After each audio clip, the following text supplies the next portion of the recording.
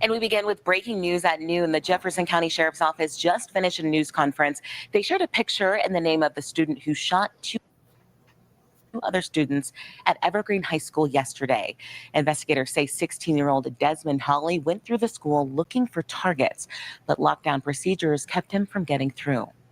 He came up against a roadblock on many of those doors. He couldn't get to those kids. Thank you for being with us at noon. I'm Mikaela White. We want to give you a quick breakdown. There's a lot of new information the Sheriff's Office just shared with us. Investigators say 16-year-old Desmond Holly seemed to have been, quote, radicalized by an extremist network. They did not provide more details on that. We know that he brought quite a bit of ammo, continued to reload a revolver handgun, take shots inside the school. The Sheriff's Office says Holly eventually took his own life. We're also learning more about the two victims. Children's Hospital tells us they are treating one student. The other victim is still at St. Anthony's in Lakewood, and they were also critically hurt. Law enforcement has not identified either of those victims. Your reporter Justin Adams is live at Evergreen High School, where that update from law enforcement just happened. Justin, we heard you asking questions, and there are still plenty of questions that the community has about all of this. Yeah, one of the questions that has been answered is that this crime scene doesn't only go at the school, but also behind the school, which is where one of the suspects was also hit in the incident from yesterday. As we told you earlier, look at your screen. This is the suspect, which was 16-year-old Desmond Holly, a student of Evergreen High School. Now, this student was on a bus when he arrived to school yesterday. He had a handgun and fired it multiple times and reloaded it several times in order to fire again. Jefferson County officer says that he was allegedly a part of an extremist network, and there still hasn't been a motive that has been found at this moment. The suspect's gun was fired a lot. The reason we have so many crime scene areas inside is because we have windows shot out. We have lockers that were shot up. We're finding spent rounds, unspent rounds. So it's a huge area. And the school, I was told, is 3 levels. So lots of work to be done, but he fired multiple times. Now, for students looking to be able to pick up their vehicles, they can do so today. They will have to go to Bergen Meadows Elementary School. They will have to have their keys with them. If they do not have their keys, or if their keys was left inside of the school or inside of the car, they will not be able to get on the bus to go to Evergreen High School, in order to pick up their car. They could be able to do so until 4:45 today. And also at this moment, it is not known until when this high school will be open yet again. So this is one of those investigation scenes that will continue on, and we'll keep you updated right here on CBS News Colorado. In Evergreen, your reporter Justin Adams, covering Colorado First. Justin, thank you for being out there getting answers for us. We appreciate you. As a result of the Evergreen school shooting, more than 10 campuses in Evergreen and Conifer closed today. Evergreen High School will be closed at least through tomorrow. Now, if you need resources, you can get them today at Bergen Meadow Elementary. It's open until 5 today and tomorrow from 9 until 1. Victim advocates, mental health professionals, victim compensation representatives, and school personnel will all be there for you. All right. We can stop that right there. Good morning. It's your boy Jay Taylor, Voices for the Voiceless, and I'm back with another video. I hope everybody's enjoying themselves this morning. But yeah, man, as the title says, white on white crime is on the rise, man. You know, I talk a lot about what's going on in Chicago with the crime between, our people, black people in Chicago, and other major cities alike. But as of lately, I got to get equal smoke, man. And this ain't no joke, but, man, white people have been going crazy. This the second school shooting that we have had in, a month? You know what I'm saying? Last time they had a school shooting, dude sitting up there shooting at kids that were at a Catholic school while they were praying in mass. You know what I'm saying? So, man, I got to give equal smoke to the white community, man. Why is it that historically we have these situations with school shootings all the time, bro. Like, what is going on in y'all community, man? We see the situation that's going on with Charlie Kirk, and that was a white man, a young white man that unalived Charlie Kirk. But you got white people out here chanting, "White men fight back." Fight back against who? You got neo-Nazi groups and all type. I mean, President Trump, I would need for you to address some of this stuff that's going on, bro. Because they targeted HBCUs, historical black colleges and universities, like they got something to do with it. You know what I'm saying? And we're going to talk about it today because I'll be very hard on my people because I want to see them do better. But I got to get equal smoke to the white community as well. I mean, golly, I mean, how many kids' shoes are we going to have? It's like overwhelming at this point, man. But as always, copyright disclaimer under Section 107 of the Copyright Act 1976, allowances made for fair use for purposes such as criticism, comment, news reporting, teaching, scholarship, and research. Fair use is a use permitted by copyright statute that might otherwise be infringing nonprofit, educational, or personal use tips the balance in favor of fair use. All right. Yeah, man. Yeah, man, we talk about black on black crime all the time. And you know, it's bad. But man, with these school shootings popping off, and you know, you got man, white people to sit up there and try to take out the president. You had people trying to take the president out several times. Each time it was a white man. You ain't never, like, as much racial talk that Charlie Kirk did. Ain't no black man, ain't no black woman trying to take him out. It's a white man with Trump. Every time it's a white dude. What's going on with y'all, man? Let's talk about it, man. And yeah, they found the killer of Charlie Kirk. And yeah, let's take a look at that brother that tried to take out Charlie Kirk. And I say brother loosely. Let's get into the psychosis, the mind of someone that can do something like this. You know? So with that being said, let's get off into this content. I just want to find out, well, give everybody an idea of who Tyler Robinson is. I don't want to make him famous, but I think it's important we find out, we let you know who he is and what led to this moment. I mean, first off, we find out that he's 22 years old. And we see video online before they were able to take it down of this guy's grades. His ACT, SATs, literally perfect. His grades in 8th grade, 9th grade, 10th grade, 11th grade, off the charts, great. He reads on camera a letter that says you basically have a $32,000 scholarship to go to a school. So you think this guy's heading towards a scholarly life. They said he was quiet. But he had friends in high school. Well, something went wrong. Can you imagine the smartest guy you know only lasting a semester in school and then ends up at a technical school? And there's nothing wrong with the technical school. But when you have a person who's a brainiac, who's diving into the books, gets a perfect score on reading, you don't think he's going to be an electrician, and ends up moving 10 minutes from his house. 10 minutes from his house, an apartment. He lived with a roommate, and we got to look into the roommate, that he almost never left. In fact, the neighbors said he only came in and out, would never say hello. So what else can you tell him? No criminal record. No one saw anything about him. But we did hear about some unbalanced talk about his political leanings. The family and friends said he became more and more political and angry in recent years. Also, an interesting anecdote today. When the whole Benghazi thing came up, you watched here, and there's so many questions. Let's talk about that, man, because the climate, the political temperature in the country right now, man, people are losing their mind over this stuff. You know what I'm saying? Like, people got to take a step back because politics is a very, very dangerous thing, man. And, you know, these young people, a lot of times they can't really handle it.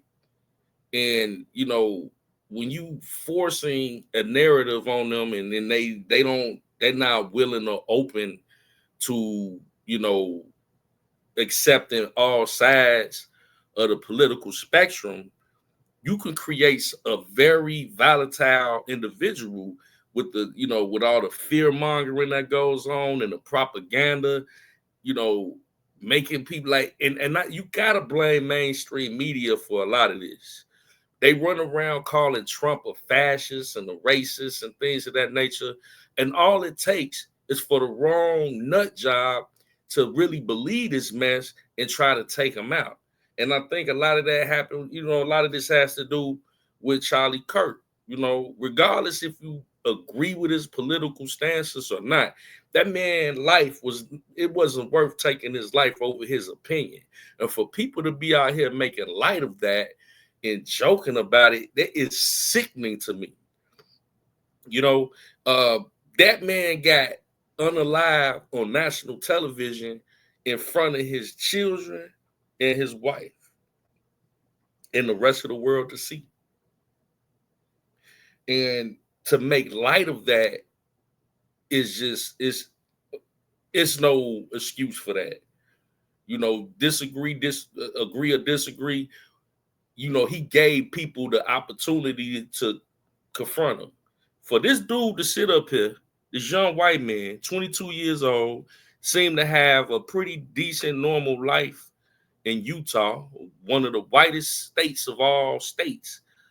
What would trigger him to do something like this? Was he working alone? I don't believe so. I think there's more people involved. To be up on a roof like that, and crazy, man. Be careful with young people with politics, man, because it's a blood sport, and it's not for the feeble mind. A very mature mind would have to deal with this political spectrum out here because it's very volatile, and the narrative that you put out there, the rhetoric that mainstream media perpetuates, can create an individual like this. Even today, evidently he would blow his friends away. I think he was in 8th and 9th grade with how much he knew and the conspiracies that were out there. And the friends said, how does this guy know all this? Well, he's online and he's gaming and he loved Call of Duty. And I know a lot of you out there love it and you don't go kill people. I understand it. But if you want to know how a guy can be desensitized to kill for the first time and not think it's a big deal to put someone in the crosshairs, pull the trigger and execute him, maybe because they did it a zillion times online and he wasn't discerning enough to understand what reality was and what it isn't. Reportedly talked to disparaging terms at the dinner table. This is of late. He talks about President Trump, not good, but he really hated Charlie Kirk. Upset that he's going to be at a local school, I guess, when the Pottingham plan took place. I want to know what the roommate knew. He looks to be another gamer, understood Discord. It's a gaming site where they communicated regularly. What did this guy know? How did he know about the exchange to show to the FBI when they walked in? He registered to vote. He's got no party affiliation. Everyone said he's a Trumper. That was not true. And the bullet casings, among the phrases he used were "hey fascist," "catch." He also see, and that's what I'm saying. All this talk about fascism and fascists, I'm seeing people that never used that term before running with that every 5 seconds. He's a fascist. And then you ask them what a fascist is, and they can't even explain it.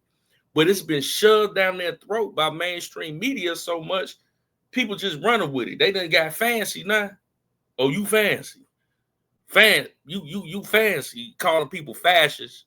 And you see, you get somebody like this will engrave that on a shell casing and blow at somebody that's at a speaking arrangement at a university and unalive them.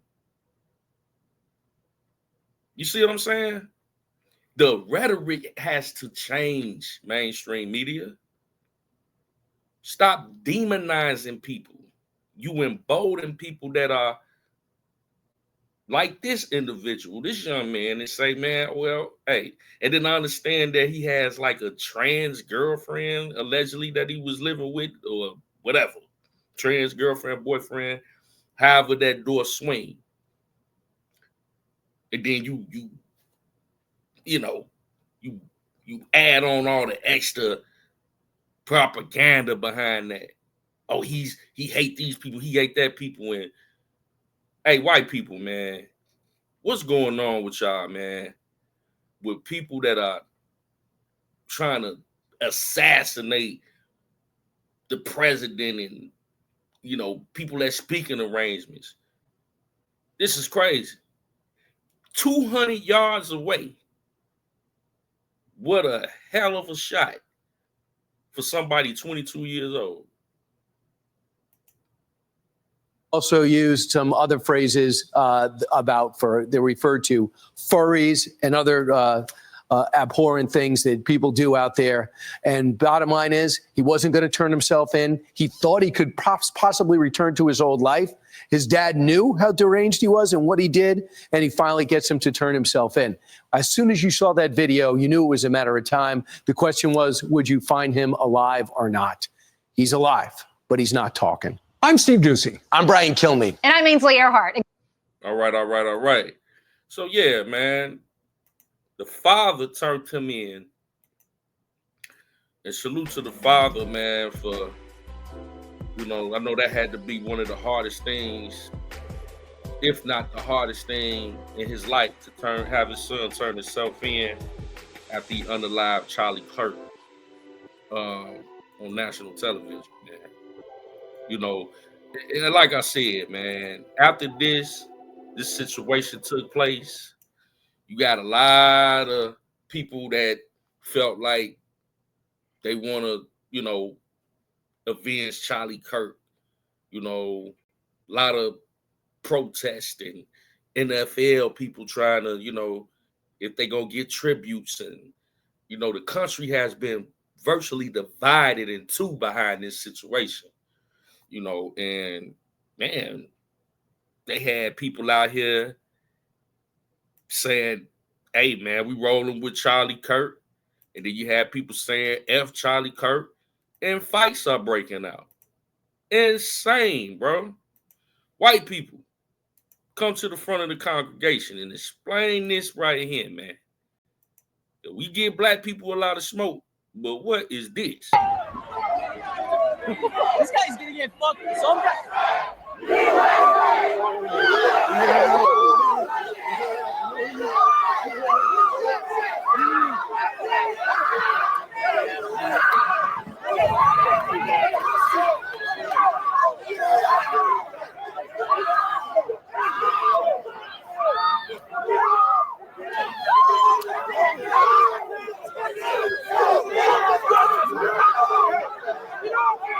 Man, you see this, man? Now this look parallel to the teenage videos that we be watching in Chicago when they be flipping out, man. Hey, man, white people, get it together, dog. What is y'all doing out here, man? I don't think Charlie Kirk would want y'all, you know, behaving this way. You know? I don't think Charlie Kirk would appreciate that, man. He stood for something. He wanted to have debate. He didn't want to have fist fights in the middle of the street. Look like y'all in front of a, you know, very prestigious building too.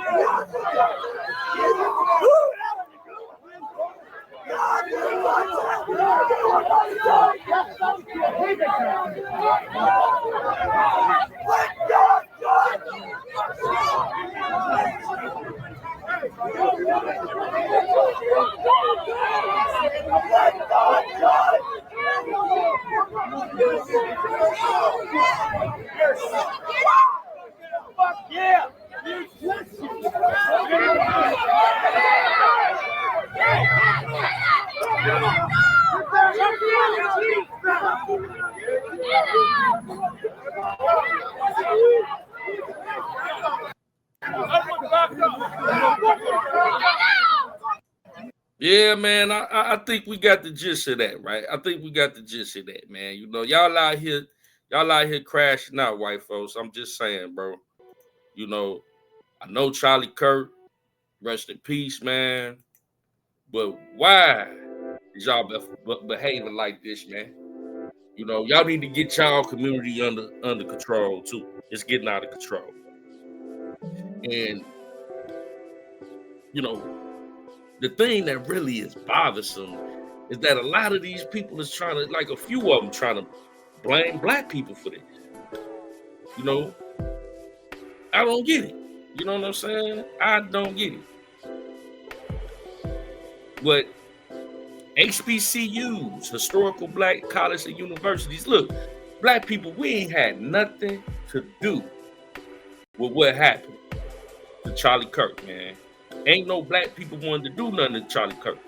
They probably, a lot of them didn't like some of the stuff he had to say, but we ain't had nothing to do with what happened. So why y'all threatening HBCUs?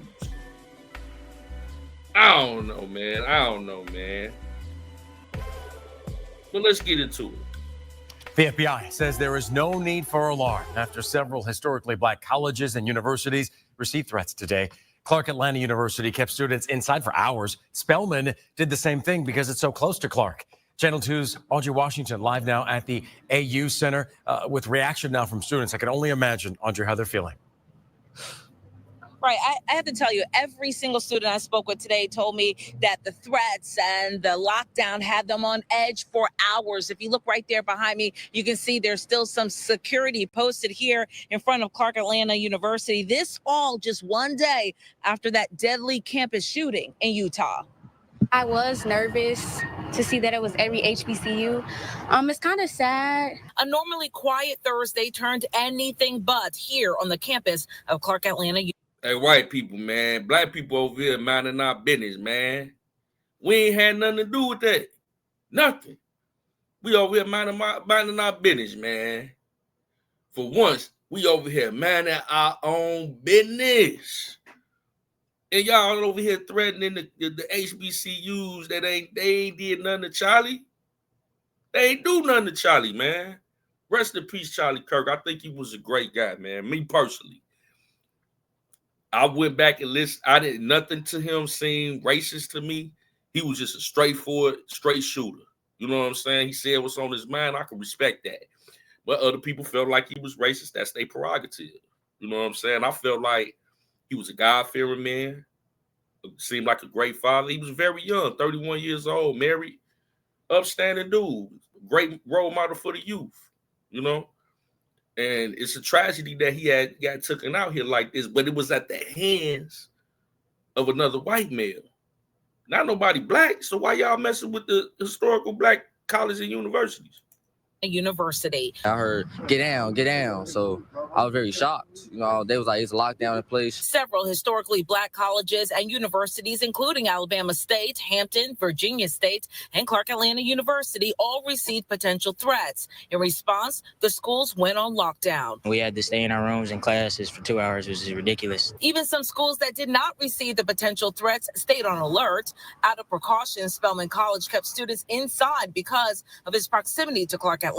Thursday afternoon, we watched as Atlanta police and Fulton County Sheriff's deputies patrolled both Clark Atlanta and Spelman campuses. They blocked several streets and buildings until authorities lifted the lockdown. In an email, the FBI wrote in part, quote, while we have no information to indicate a credible threat, we will continue to work with our local. Okay, so they saying that they ain't found no credible threat. I wish the White House or Trump, somebody, come out and be like, hey, we not finna tolerate this, man. Y'all ain't finna be threatening no other universities and all that. Like I said, this ain't got nothing to do with no black folk. You know what I'm saying? But it's just crazy, man, that they you know, somebody would even be threatening these colleges like that. These students can't go to school. I seen on Facebook, one of my Facebook friends posted that their daughter couldn't, you know, go to school because of all these threats. It was something that black people ain't had nothing to do about. State and federal law enforcement partners to gather, share, and act upon threat information as it comes to our attention. The possible HBCU threats came just one day after the shooting at Utah Valley University that killed political commentator Charlie Kirk. I think it's for sure happened because of the shooting yesterday. You know, people just want to do things to cause more ruckus. I don't understand why they're attacking HBCUs.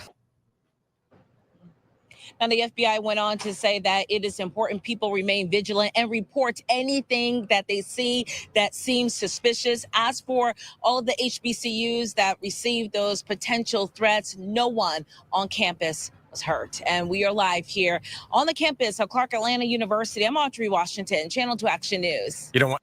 Okay. All right.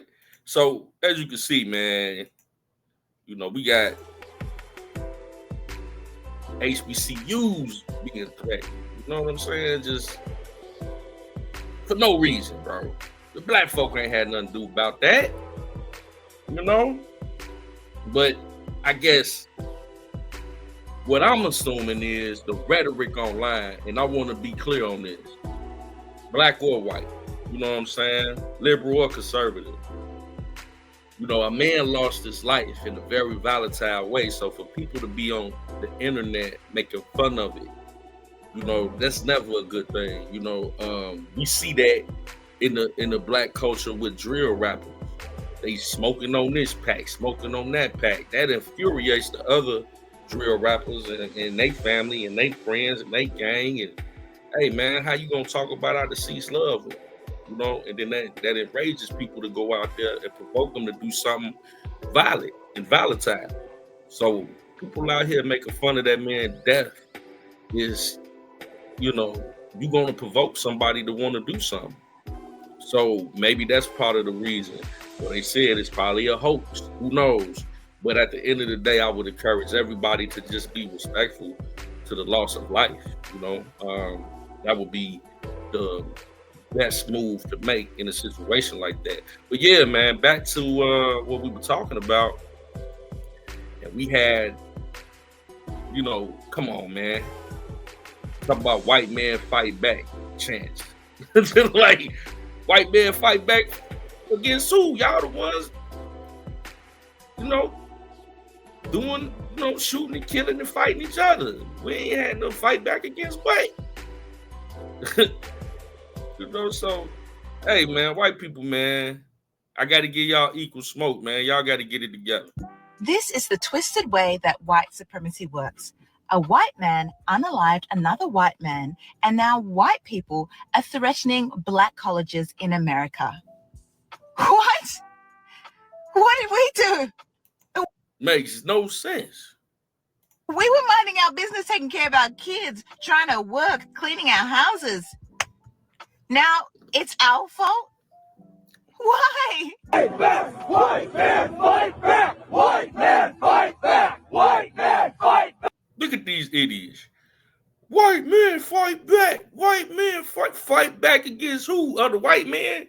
If that's the only one doing it, that's the only one, man. They out here trying to talk about some white men fight back, threatening HBCUs. We ain't had nothing to do with this. Back! White man, fight back! White man, fight back! White man, fight back! White man, fight back! White man,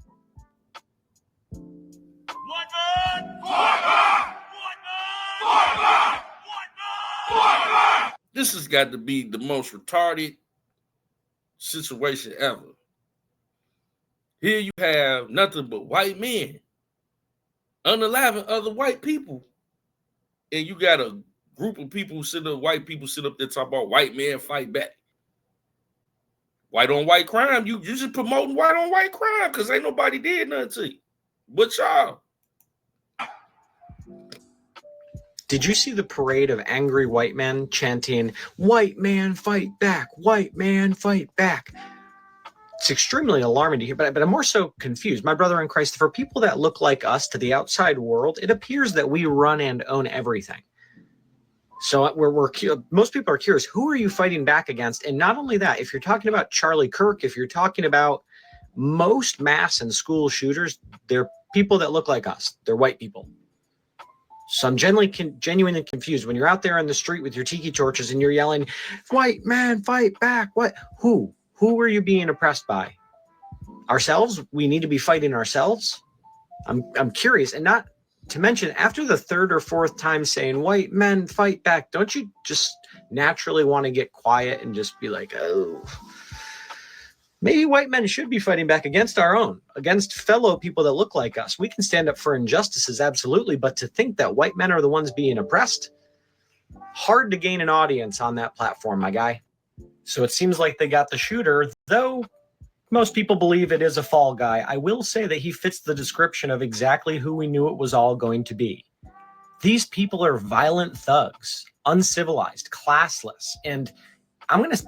Man, it hit different coming from another white guy, though, but y'all is out here like some vigilantes, man, and some thugs, man. You know, I'm just saying, like, y'all out here, man, threatening colleges and threatening people that ain't got nothing to do with it. You can't blame black folks for that. I'm going to be the first to say it. If you're going to be in our country, in the great country of America, and you can't follow our laws, go back to Europe where you came from. This isn't what America's about. But again, it really do be your own people. Hate to see the white on white crime so often. It's disgusting. Radicals on the right as well. We have radicals on the left. People are watching all of these videos and cheering. Some people are cheering that Charlie was killed. How do we fix this country? How do we come back together? I'll tell you something that's going to get me in trouble, but I couldn't care less. The radicals on the right oftentimes are radical because they don't want to see crime. They don't want to see crime. Worried about the border. They're saying, we don't want these people coming in. We don't want you burning our shopping centers. We don't want you shooting our people in the middle of the street. The radicals on the left are the problem. And they're vicious and they're horrible and they're politically savvy. Although they want men and women sports, they want transgender for everyone. They want open borders. All right, so let's get a few things straight. He was an independent, the shooter. He was an independent. He voted for Trump. His whole family was conservatives. His mom and his dad are Republicans. They also voted for Trump. He was radicalized by a leftist group called Antifa. Don't forget that part now. He had the Antifa song written on one of the shell casings and wrote fascists on the other one. So he was tied in, he was tapped in with, so he had a couple things going on now. As well as the shooter. The shooter himself ended up voting for Trump. Unlike what Nancy Mace ended up saying, he wasn't trans. He wasn't a part of that whole community. Yeah. So their narrative did not age well at all. Did not age well at all. Dude just had hate in his heart. That's it. He did not like what Charlie Kirk ended up saying. And as I've already indicated, you guys, I didn't agree with anything that Charlie Kirk ended up saying. Maybe one or two things that he ended up saying, but no, most of the stuff that came out of that guy's mouth, not at all. Not at all.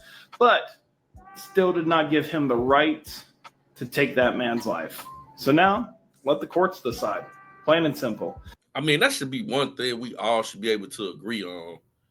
Whatever he said, whether you agree or disagree, it's not worth taking somebody's life over a disagreement, bro. And it ain't cool to sit up there and co-sign about making fun of it. Where has society gone where this is acceptable? I don't know. But white people, man, come back to the front of the congregation, man, because y'all tweaking out here. Pretty sure people are going to be watching it, you know. Not sure if they're going to televise it or not, but, you know, time for the courts to handle the system. They got the dude, dent off himself, sitting in jail. His own father turned him in. All right. The commercial came at the right time, man. We pretty much get the gist of that, man. We get the gist of that. Ain't got to do too much of that, man. But yeah, man. White men fight back. White men fight back. Y'all look goofy as hell out there, man. Talking about some white men fall back, threatening HBCUs. Man, we need some mental health services for the white community right now.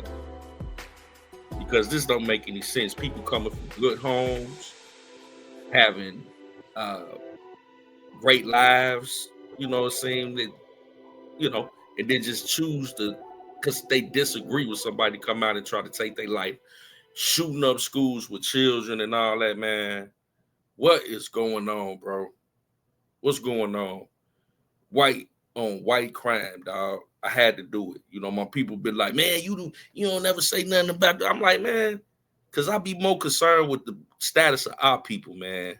The status of our people, you know, yeah, they have a school shooting, things like that, you know. But our people be like any given weekend, man, we got a mass shooting. But this has been like too frequently, even with white people right now. The status of people's in this country, people's mental state has to come into play, man, because that's what it seems like to me. A lot of mental illness going on. But hey, what say you? Leave it off in the comment section. It's your boy Jay Taylor, Voices for the Voiceless. We love y'all.